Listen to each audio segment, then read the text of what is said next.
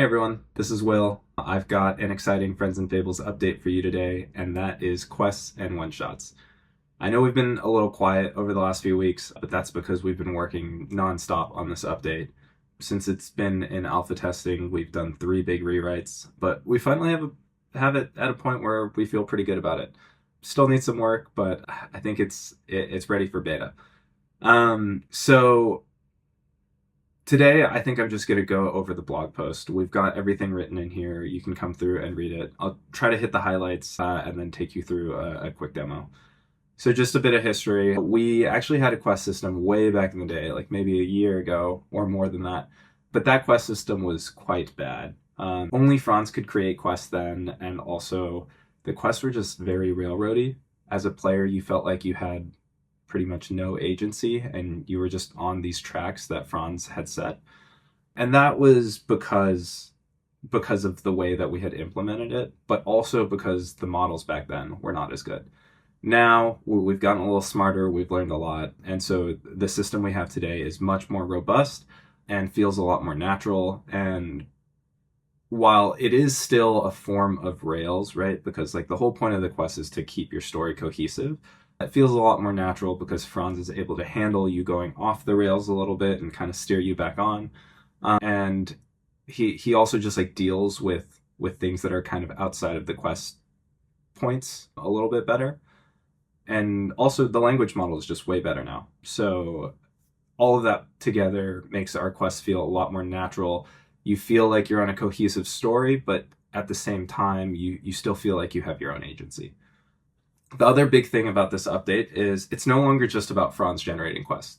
What we actually think is more important is for our world builders to write quests. And quests give world builders a ton of control in how they want to tell a story. And so you'll see that in the editor that I'm going to show you soon.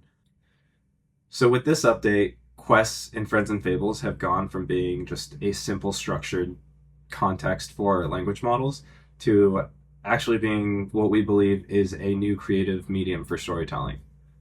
I know quests have been around in games for a long time, but this is the first time where you have a platform where you can come in and author a quest almost like a choose your own adventure book, kind of plan it out in this no-code editor and basically program your quests, and then have an AI game master run players through it. So previously, maybe you're a dungeon master, you have quests in your head. You can really only share them with people at your table where you can run them through it. Or you can write and publish and distribute a book, but most people don't have the resources to do that. So we're really excited that our quest system is going to be a way for people to create these stories, tell them, and share them with other people. And now that I've gotten all that out of the way, let me actually show you some of this update. So this is our quest editor. You can see here that each of these nodes on this form represent a step in a quest. And it's a little small here, but you can see here you can provide instructions for how Franz should run this quest. For those who don't know, Franz is our AI game master. You could specify what location each step is at. And then from there, you can specify paths that you can take from each step, and then how those paths go into future steps. So you can use paths to do things like skill checks, trapdoors. You can even use them to do scripted dialogue. So you see here we have some scripted dialogue where Vess, this character, says, "Cowards didn't even have the guts to face her. We'll make sure they regret it." And then you could see in this quest that I'm running here that at the beginning of this quest, Vess actually comes in and says exactly what the instructions told her to say. Another cool thing that you could do now is you can actually update the images. So here you see the daytime scene at the market, but now you could do paths where you can actually set the scene and set the map image and the cover image of that location to a nighttime scene. We haven't even thought of all the crazy ways that you guys are going to use that, but I think it's going to allow for some pretty interesting situations. So just going back to our quest editor here, you can see now you can actually branch quests, and you can make them as complicated as you want, or you can make them as simple as you want. You could have a very linear quest with only 1 or 2 paths from each step if you want, or you can make it real crazy and take people to different locations in the world depending on what they choose to do. So another thing that I want to show you, this is a quest that's already been played through.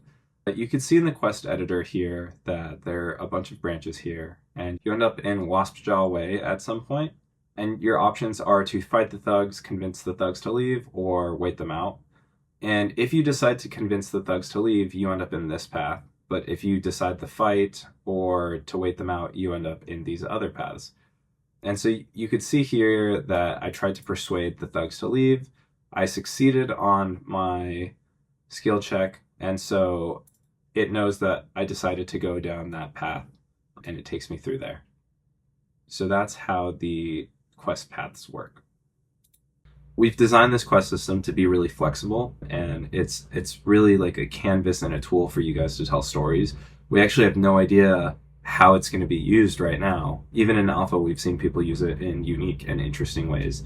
So we're really excited to see what you guys do. I'll kind of skip this. You guys can jump in here and read the blog post. Oh yeah, this is important.